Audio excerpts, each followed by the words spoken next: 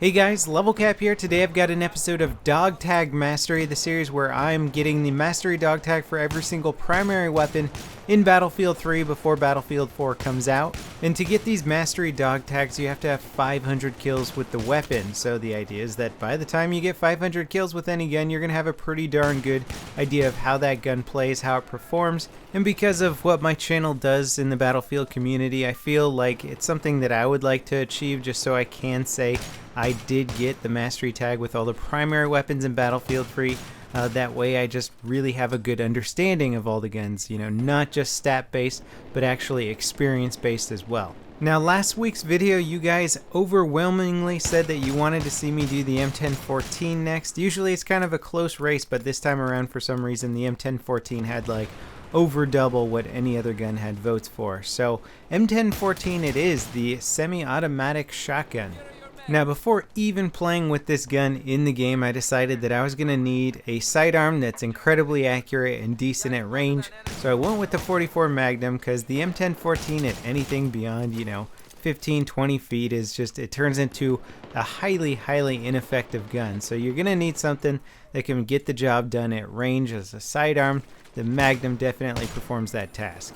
So this shotgun is actually one of 8 weapons that I had left to get the Mastery Dog Tag with, and if you look down the list of guns that I have left over, a lot of them are less popular weapons, guns that perhaps aren't very effective. Now, I always got to give myself a little brush up on the weapon before I use it, make sure I know I'm using the best loadout for it or using it most effectively on the right maps.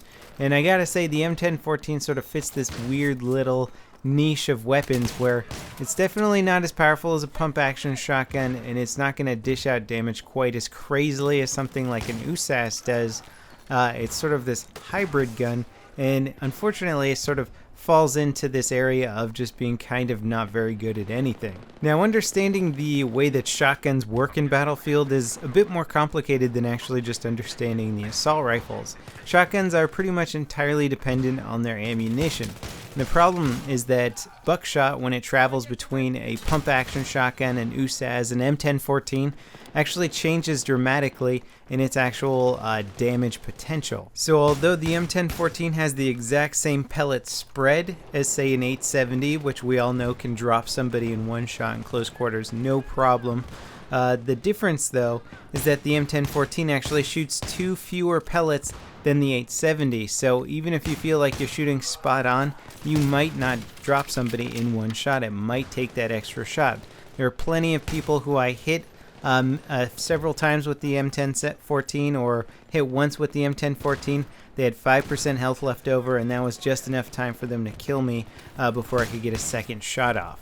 So to think of it on a very simple level, you could say that the 870 actually does about 20% more damage per shot than an M1014. The difference is that the M1014 can fire a lot faster. The problem with that for me is that I like weapons of precision. The M1014 feels a little bit sloppy. You just gotta kind of pelt all these rounds at somebody until they finally die. Medium range, that lack of extra few pellets per shot actually becomes a big deal. You have to make sure that you're shooting perfectly on target, otherwise it's going to take you 4, maybe even 5 shots to drop somebody. And if you're using extended mags with the M1014, that only gives you 7 shots. It's a very small amount of shots to take down your opponent. Now, numbers and statistics and damage models aside, I think the thing that basically makes the M1014 and similar weapons like the Dow 12 very difficult for me to use is the fact that they don't kill somebody in one shot as often as a pump action shotgun. So close quarters, you can down somebody in one shot. Usually if they're like 5 feet, 5 to 10 feet away from you, your chances of dropping them in one shot aren't bad, assuming that your accuracy is perfect. But if you have something like a SPAS 12 or an 870, that range increases for your one-shot kill ability with slugs or buckshot.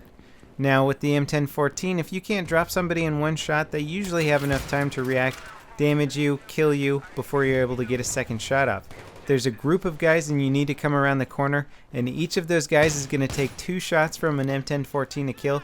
There's very little chance of you being able to take out both of those guys while they're facing at you before they're able to kill you. Now, nothing really hurts my point like showing you guys a clip of me dropping tons of people with one shot while I'm talking about how the M1014 sucks at dropping people with one shot.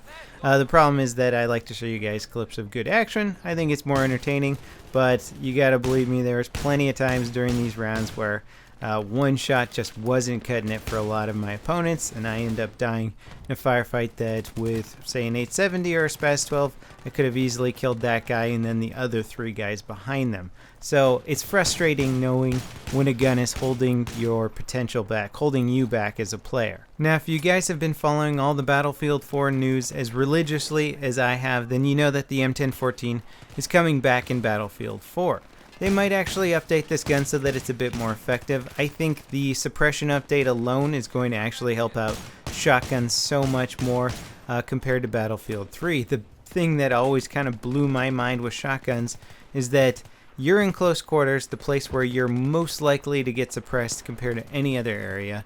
And when you get suppressed with a shotgun, your accuracy actually gets thrown off to the point where your spray goes somewhere else. So you can be aiming directly at somebody and not get a single hit marker because you're suppressed with a shotgun.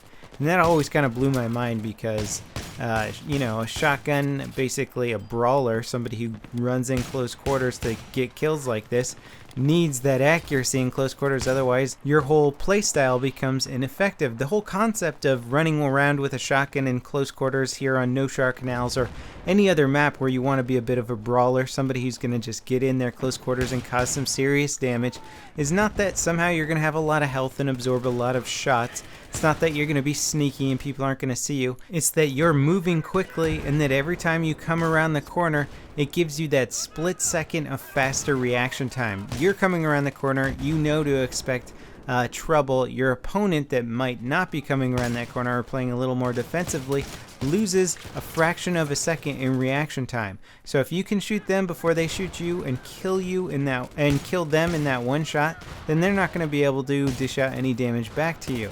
It's kind of the literal interpretation of the best defense is a good offense. If you can kill them before they can do any damage to you, then it's an effective class to play, and pump action shotgun is an effective class in Battlefield 3 provided you're on the right map. M1014 kind of gets lost in the picture there because half the time you just don't drop that guy with the one shot and all of a sudden you're taking damage. If the first guy doesn't kill you, then the second guy's going to kill you, and eventually you'll just rack up that 100 damage that you need to die, and then it's game over. Now, if you are trying to get your 500 kills with the M1014, you want to get your mastery dog tags, I recommend No Shower Canals, close quarters, conquest, domination, any of that stuff will work just fine. You don't want to use it in long range. I mean, it's common sense, but at the same time, it's just going to be a very difficult weapon to get kills with in any situation that you're not right in people's faces. Now, I also recommend running the Magnum, or in this case I have a stock 1911, something that's going to give you the killing power at range, because I ended up switching to my sidearm a lot when I was running around in areas that were a longer range. If I expected somebody was going to pop around the corner further away, I wanted my sidearm out ready to engage them, because the M1014 certainly wasn't going to do the trick. Shotguns, again, have their own weapon class in Battlefield 4. You can equip them as your primary weapon. I'd say there's reason to believe that there's going to be a lot of close quarter action in Battlefield 4, even though we've seen a lot of vehicle oriented maps. So I'm sure there's going to be a lot of use for shotguns. Still, the suppression is going to make them more effective along with every other gun in the game. There's my mastery dog tag. Finally got it. So anyway, I hope the M1014 gets a nice little spiff up for Battlefield 4. Thanks for watching, guys. Don't forget to let me know what weapon you'd like me to master next. I have the list in the video description. I'll see you guys next time. This is LevelCap, signing off.